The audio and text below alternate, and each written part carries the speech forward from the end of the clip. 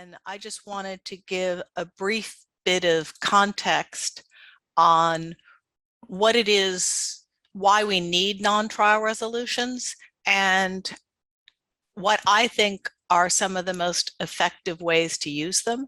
And I start with a simple fact, which is that corporate crime, whether it is corruption or fraud or environmental harms, is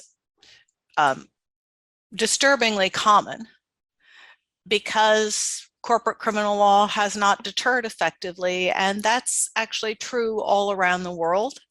Employees and companies get a lot of benefit from violating the law, and they're not deterred adequately by the threat of criminal sanctions because, quite frankly, they don't expect to get caught.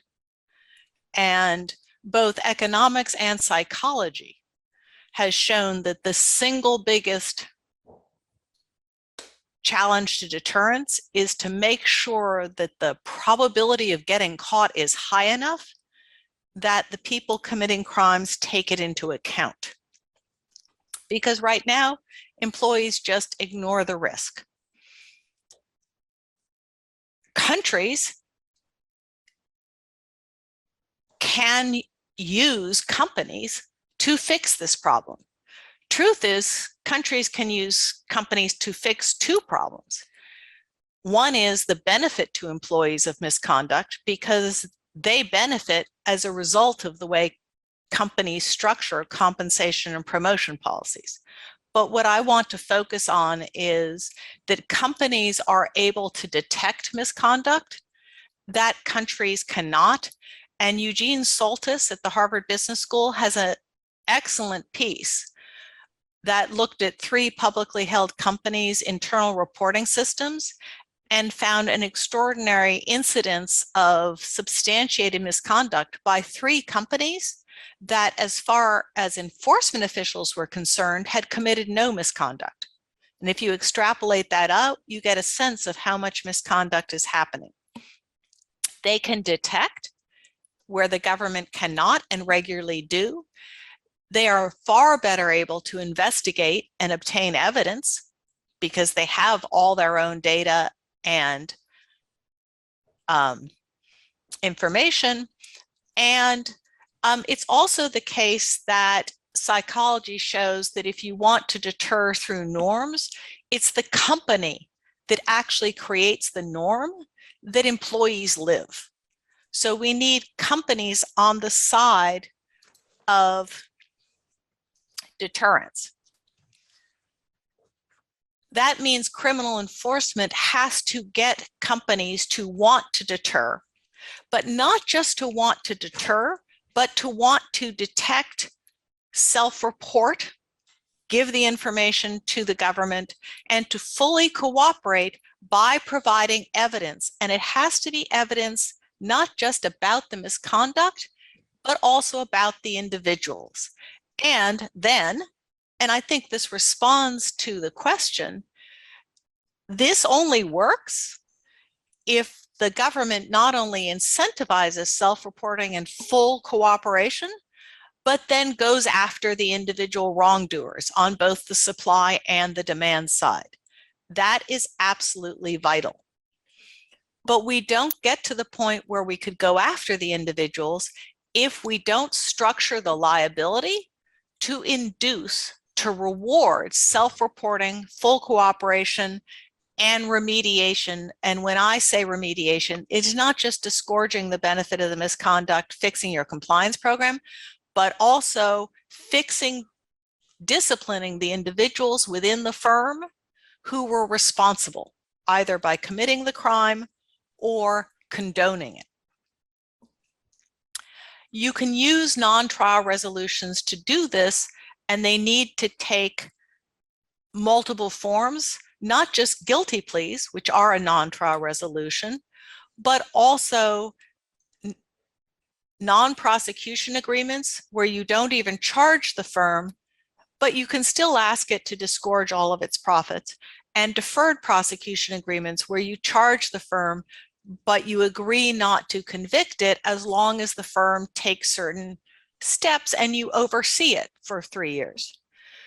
One effective way to do this is to say to companies, if you self-report, fully cooperate, remediate, and disgorge all the benefit of the crime, we won't prosecute at all, or we'll use a non-prosecution agreement just to ensure that you cooperate against the individuals.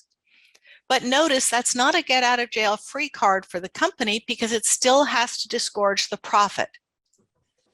If you fully cooperate and remediate, but you don't self-report, we'll incentivize the cooperation by giving you a deferred prosecution agreement. Again, you disgorge the profit with either no fine or a very low fine to get you to investigate and fully cooperate.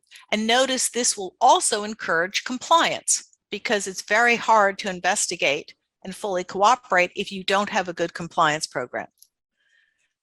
And very important, if you do none of these things, then the government should throw all its resources at obtaining a conviction. This is very important. Companies that do not self-report and do not cooperate must be very afraid of the government, and the government should not say, we'll give you a nice non-trial resolution with no conviction if you just agree to settle quickly, because that will undermine the whole system. The government has to say, if you don't self-report or fully cooperate, the best you'll get is a guilty plea with high sanctions. Now, I want to leave time for the others. Just a word on why the company has to also disgorge the profit. You have to make sure that companies don't profit from crime, not only so that they'll want to have an effective compliance program, but you need to get companies to look at their compensation and promotion policies, to want to discipline wrongdoers, and to change their culture. And the final thing is, this system only works if companies are afraid that if they don't self-report and cooperate, they'll get caught and convicted anyway. So you need adequate funding for enforcement, expert investigative teams specialized in corporate cases who know how to follow the money, and whistleblowing is terribly important.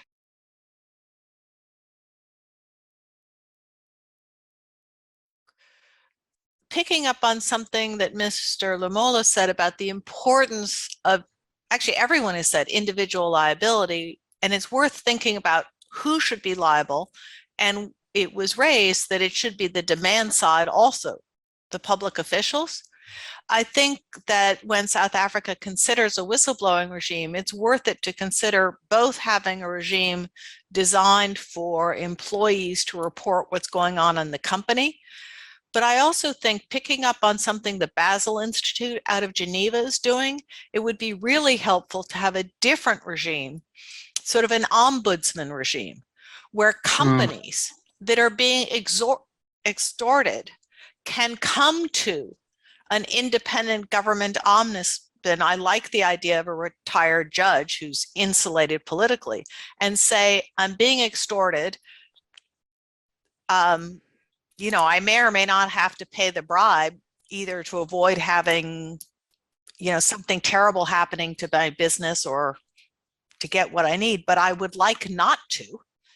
And can you either intervene or whatever? And if you were to allow companies to report the public officials without fear of being punished if they do so, and have that group then go after the public officials, notice those cases could be fast because the companies would have all the evidence on the public officials, could show that they were paying bribes. And this would go a very long way. On the other side, I do think you need to give rewards to whistleblowers, because in the US, once we had a whistleblowing system, thousands of them came in of highly variable quality. And the judges and enforcement won't have the resources to go through them. So you need to incentivize lawyers to do the investigation in advance so that the judges know this case is good and this one isn't good. because we got more than our government officials could handle.